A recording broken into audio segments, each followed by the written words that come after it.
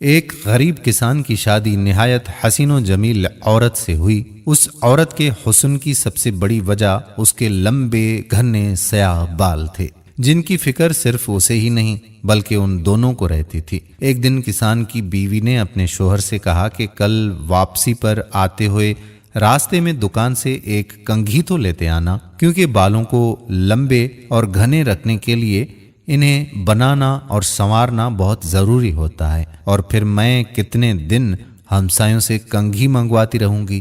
غریب کسان نے اپنی بیوی سے معاذرت کر لی اور بولا، بیگم میری تو اپنی گھڑی کافی دنوں سے ٹوٹی ہوئی ہے، میرے پاس اتنے پیسے بھی نہیں کہ اسے ٹھیک کروا سکوں، تو میں بھلا کنگھی کیسے لا سکتا ہوں؟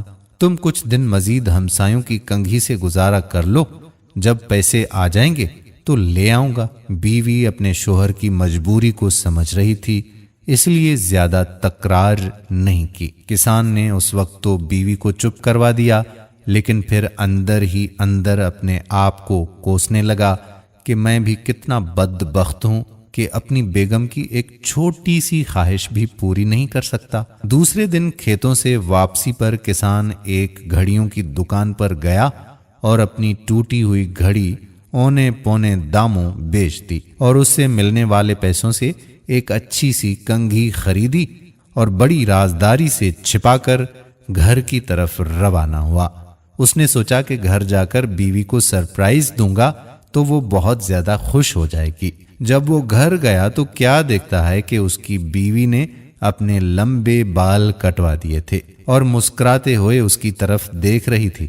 کسان نے حیرت سے پوچھا، بیگم یہ کیا کیا تم نے؟ اپنے بال کیوں کٹوا دیے؟ پتا ہے وہ تمہارے اوپر کتنے خوبصورت لگتے تھے۔ بیگم بولی، میرے سرتاج، کل جب آپ نے کہا کہ آپ کے پاس گھڑی ٹھیک کروانے کے پیسے بھی نہیں ہیں تو میں بہت افسردہ ہو چکی تھی، چنانچہ آج میں قریب کے بیوٹی پارلر پر گئی تھی، وہاں اپنے بال بیچ کر آپ کے لیے ایک گھڑی لائی ہوں۔ جب کسان نے اسے کنگھی دکھائی تو پھرتے جذبات میں دونوں کی آنکھیں نم ہو گئیں۔ محبت صرف کچھ دینے اور کچھ لینے کو ہی نہیں کہتے، بلکہ محبت ایک قربانی اور ایثار کا نام ہے، جس میں اکثر اپنی خواہشات اور اپنے جذبات کو صرف اس لیے قربان کر دیا جاتا ہے کہ رشتوں کا تقدس اور احترام برقرار رہے۔ اگر ویڈیو پسند آئی ہو تو اسے لائک شیئر ضرور کیجیے گا۔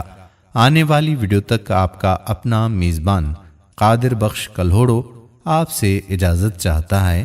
اللہ نگہبان۔